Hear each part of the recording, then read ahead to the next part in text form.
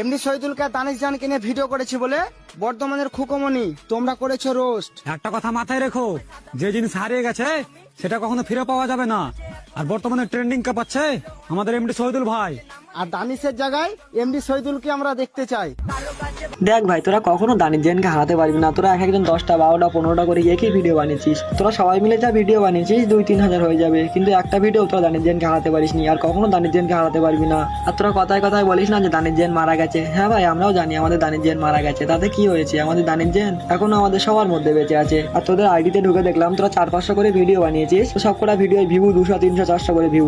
আর দানিশ জেনের নাম করে যে কটা ভিডিও বানিয়েছিস সেই কটা ভিডিও দেখলাম 2-3 লাখ করে ভিউ। তো ভাই তোরা দানিশ জেনের নাম করে ভিউ কামাচ্ছিস, আবার দানিশ জেনকেই বাজে কথা বলছিস। তো ভাই আমি দানিশ জেনকে নিয়ে কথা বলি, তাই জন্য আমার আইডিতে এমডি শহীদুলের ফ্যান ফলোয়াররা অনেকগুলো রিপোর্ট মেরে দিয়েছে। আর আমার আইডিটা না ফ্রিজ হয়ে গেছে। তো আমার হাতে আর 10-12 দিন টাইম আছে, তারপরে আমার আইডিটা পার্মানেন্টলির জন্য ইনস্টাগ্রাম থেকে ব্যান্ড হয়ে যাবে। আর তো আমি খুব ভালো করে জানি যে আমার আইডিতে 5000 কপি লিঙ্ক 10-12 দিনের মধ্যে কখনোই সম্ভব না, কারণ আমার আইডিতে এতটাও ফলোয়ার নেই। তারপরেও আমি তোমাদের কাছে রিকোয়েস্ট করবো, আমার এই ভিডিওটা আজকে তোমরা যে যা দেখছো একটু বেশি বেশি করে কপি লিঙ্ক আর বেশি বেশি করে শেয়ার করে দুটো একটা কমেন্ট করে যেও, যেন সবাই দেখতে পায়। ভাই তোমরা যদি আমাকে ইনস্টাগ্রামে দেখতে চাও তাহলে আমার আইডিটায় 5000 কপি লিঙ্ক করে আমার আইডিটা বাঁচিয়ে দাও। আর যদি আমার আইডিটা না থাকে তো আমি আর কখনো ভিডিওই বানাবো না ভাই, কারণ আমি অনেক কষ্ট করে আমার এই আইডিটা বানিয়েছিলাম।